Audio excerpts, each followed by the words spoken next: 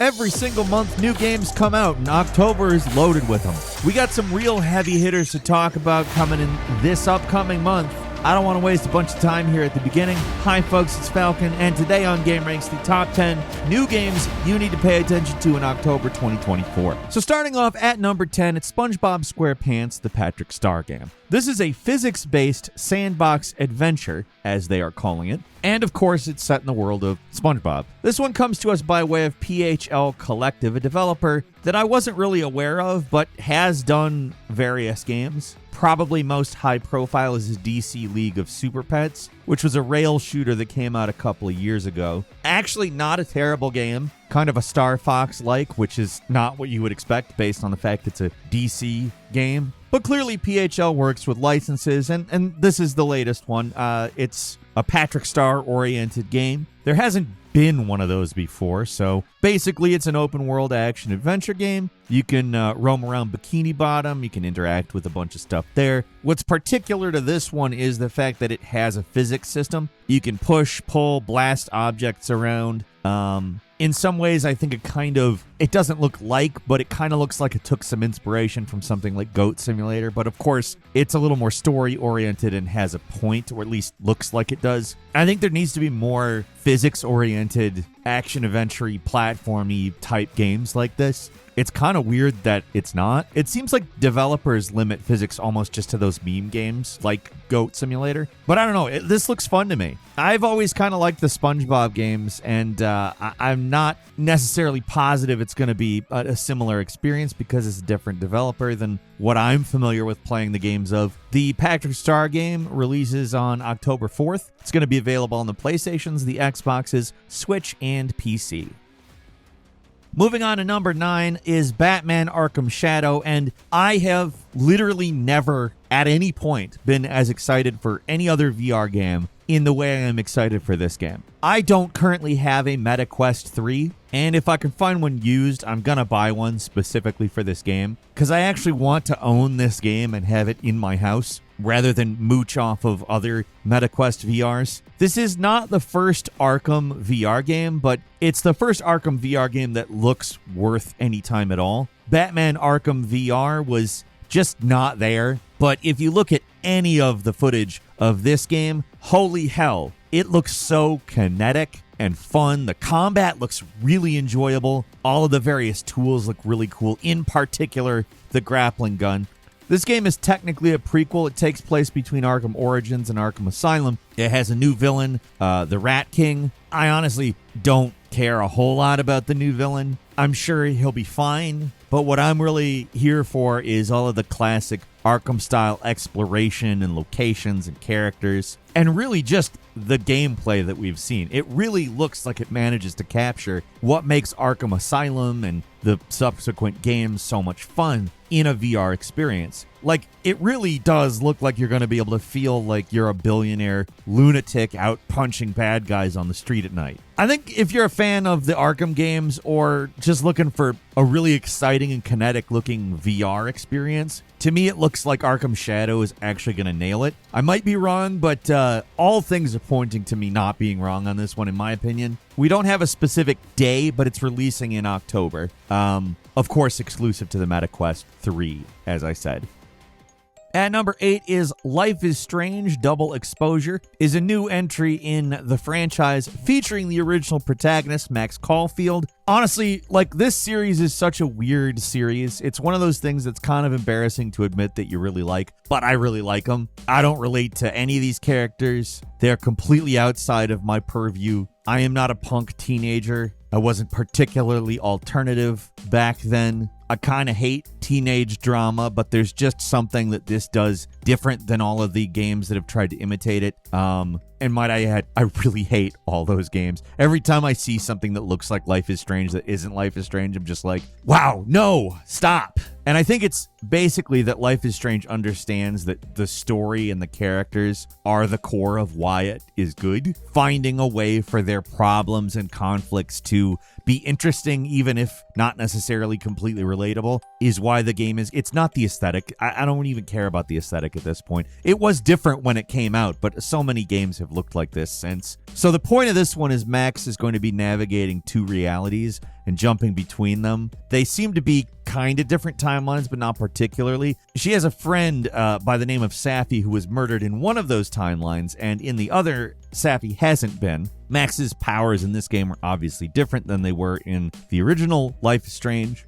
She can look at the other reality, physically shift to the other reality, and all of this is of course, in service of the sort of detective-like gameplay of Life is Strange. I like Life is Strange, again. I look forward to this, although I don't know how many people in my life I'm going to tell that I'm excited about a new Life is Strange game with the original protagonist. It's releasing on October 29th for PS5, Xbox Series, and PC, and later on, they haven't announced when exactly, but a Nintendo Switch version is coming out.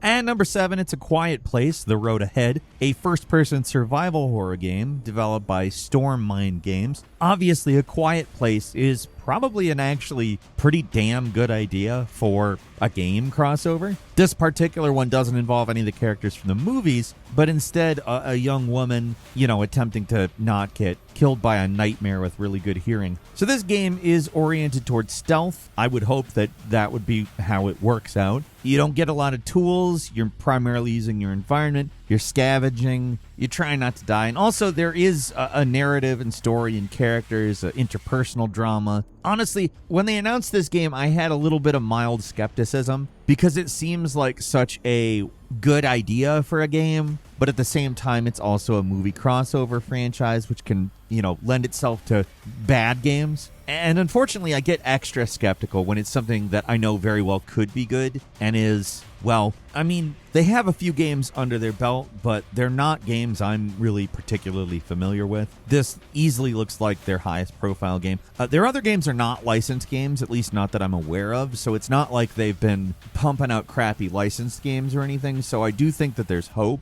And like I said, the idea for it is just kind of automatically good. I don't want to poison the well, but I also want to express that I think it could go either way because honestly, it's such a this should be a good game idea that for some reason I just can't help but think it would also be really easy to screw up for some reason. I am excited to play it, though, because if they nail it, I mean, that's going to be a cool game. I will say the scenes I've seen of the aliens kind of wreaking havoc look pretty damn cool, and the potential for environmental puzzles is honestly pretty high. There's a lot that could be really good about this, so I'm crossing my fingers that's how this pans out when A Quiet Place: A Road Ahead releases on October 17th for PS5, Xbox Series, and PC.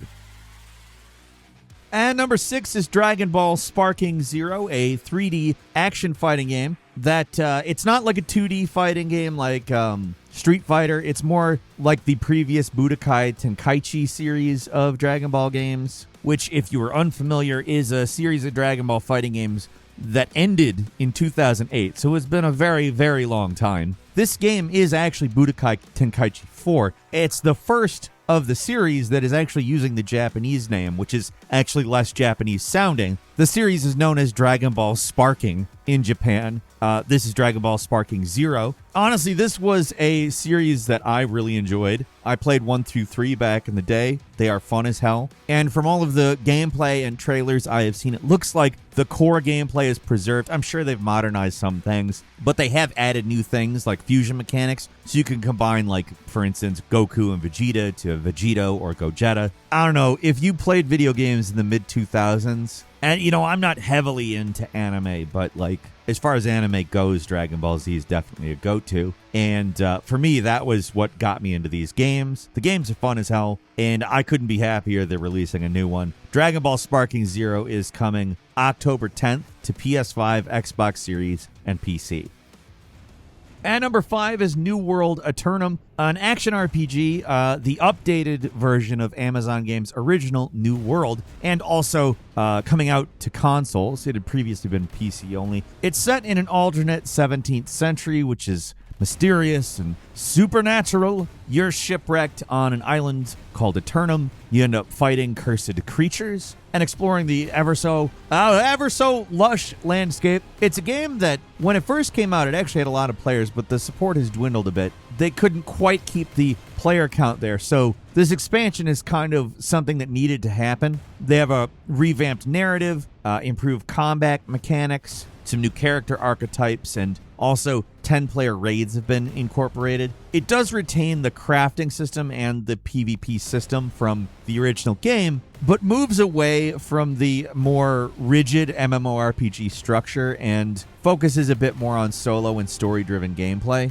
I think that's kind of the right move, because I think it gives people something more narratively interesting to do when they're not doing the MMORPG stuff, which is still there. The multiplayer options and stuff is still available, and you're going to have cross-platform play between the PC and consoles, so I think the player count is going to be a lot better, and also having a lot of the mechanics from the original game where actually it's a pretty good game. It just doesn't quite pop how it needs to. The features, however, have been refined, and it looks like they're giving you a little bit more meat to chew on. I think this is honestly a really good development for this game because it had the bones of something good, and it sounds like that they took it in the direction that would make it good, particularly good. New World Aeternum is landing on October 15th for the PS5, Xbox Series, and PC.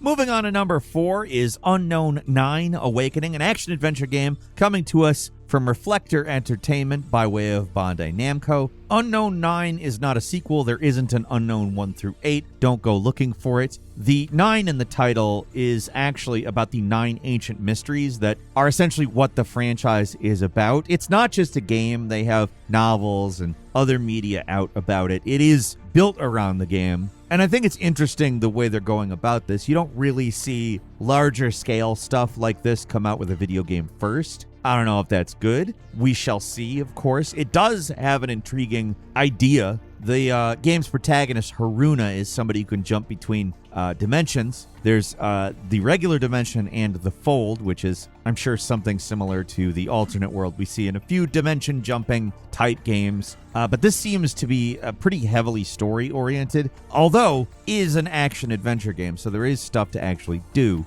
All of the marketing material talks about not only exploration, but also combat and stealth. There's a lot of potential with this one. They really went out of their way to create a new world to set a game in, and I'm interested to see if it pans out. Unknown 9 Awakening is coming out on October 18th for the PlayStations, the Xboxes, and PC.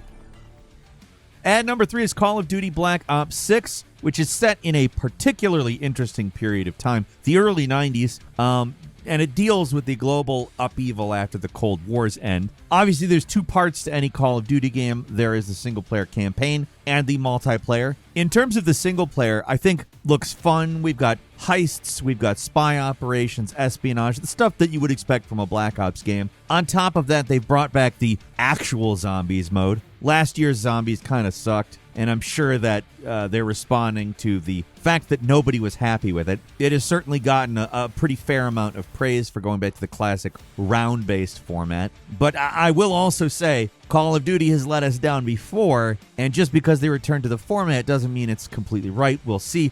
There's also some concerns about the multiplayer beta. There's been a lot of talk about weapon balancing, particularly the Jackal PDW being overpowered. There's some other concerns about time to kill and the pacing of multiplayer matches. This is all stuff that, I mean, it could amount to something, or it could just be, it's a new Call of Duty game, so people have to bitch. Really, the proof is going to have to be in the pudding. And I do think that Black Ops 6 has the potential to be a pretty big game. We've got 16 brand new maps, which is very nice to hear after last year's. And there's something called Omni Movement, which is a completely new gameplay mechanic. I don't fully understand it yet. I think it's going to be something that, I'm going to have to get after I use it. But it seems like Treyarch paid attention to what people have been saying about the last few Call of Duty games and want to remedy the problems that people have brought up. That makes me happy. I think there's a lot of promise here, not just potential, but promise. And if they deliver, of course, it's going to be a great new Call of Duty game.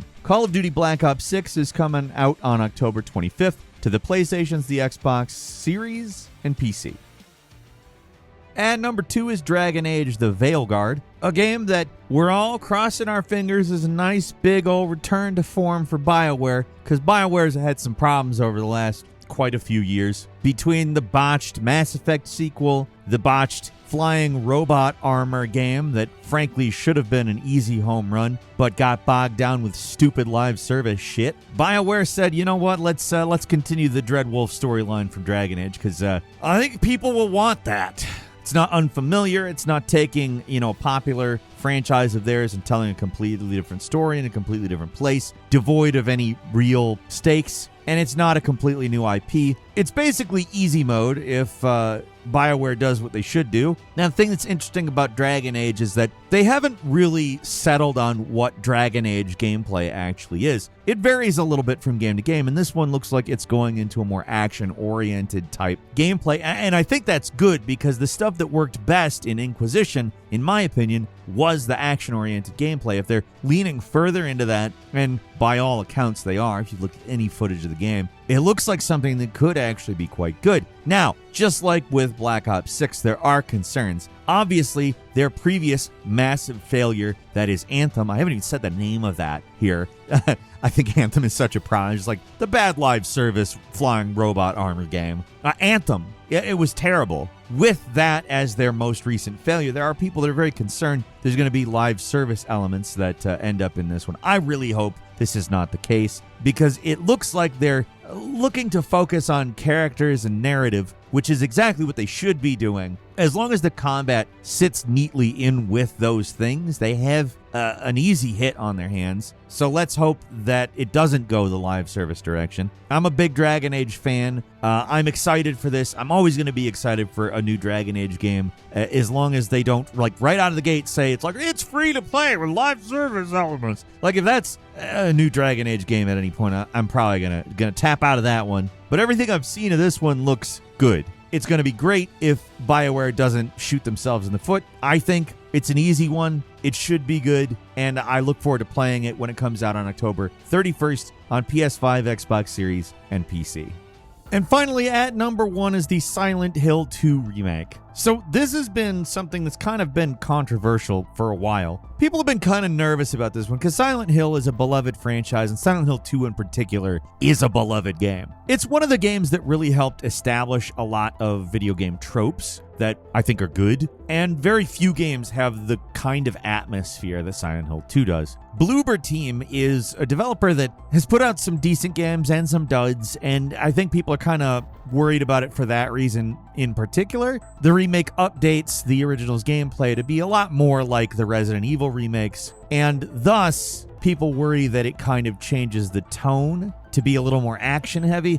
I'm sure to some extent this might be a little bit true, but I don't know how true it is. We've seen some combat system stuff. I don't think that it looks bad, and I think it actually looks enjoyable. And some others have also found the decision to replace the original voice actors not great, but also we have to remember Silent Hill 2 came out in 2001.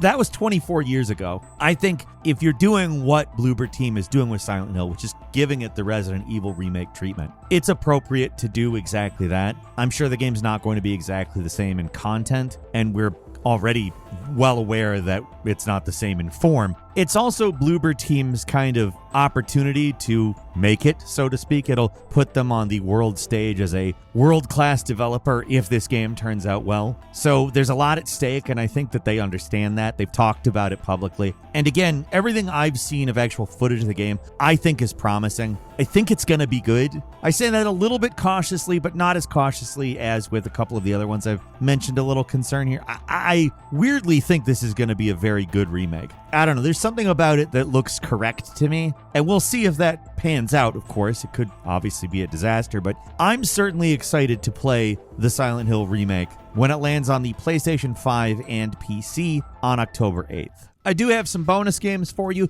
The first is No More Room in Hell 2, a co-op zombie survival horror game. This is an early access release, and it's basically going to be you and other players fending off waves of the undead and managing resources. Looks like a fun game for people who are looking for some hardcore survival action. That's releasing in early access, like I said, on October 31st on the PC. Next is Sonic X Shadow Generations. It's a remaster of Sonic Generations with a bunch of new Shadow content. I think this is a great idea. We're getting a full remaster of Sonic Generations, which is a great game, and we're getting an entire new campaign for it with Shadow the Hedgehog. Frankly, that's just a new game, and you get it with a remaster of one of the better 3D Sonic games. That's coming to the PlayStations, the Xboxes, PC, and Switch, October 25th. Next is Teenage Mutant Ninja Turtles Mutants Unleashed. I don't know if you've noticed, but the TMNT beat-em-ups in recent years have been quite good, but they've followed the retro formula, and it looks a little bit more modern of a beat 'em up. It's in 3D. You can kind of see some of the Devil May Cry or Bayonetta type tropes in the combat. That being said, it looks good to me. I love the visual style of the new Teenage Mutant Ninja Turtles movie, even if the movie itself was kind of, not bad, but not like incredible. My one concern with this is that it's actually that it's very good, and people don't want the 2D beat 'em ups anymore, because I also want the 2D beat 'em ups, but a good game is not like a terrible concern to have. Mutants Unleashed is coming to the PlayStations, the Xboxes, PC, and Switch October 18th. Moving on, it's the Until Dawn remaster. This is by far the masterpiece of Supermassive Games, which I recently did the Before You Buy, their most recent. It was pretty underwhelming. It's clear that they do not have the budgets to make games like this anymore, and that's sad because Until Dawn is really a damn good game. I'm excited to see it with upgraded visuals on the PS5 and PC October 4th. We're also getting the Diablo 4 Vessel of Hatred expansion this month. New dungeons, new bosses, new lore. It's more Diablo 4, which Diablo 4 is a great game. It had some, let's say, obstacles when it first came out, but it certainly is a much better game now. I'm excited to get more content from Diablo 4.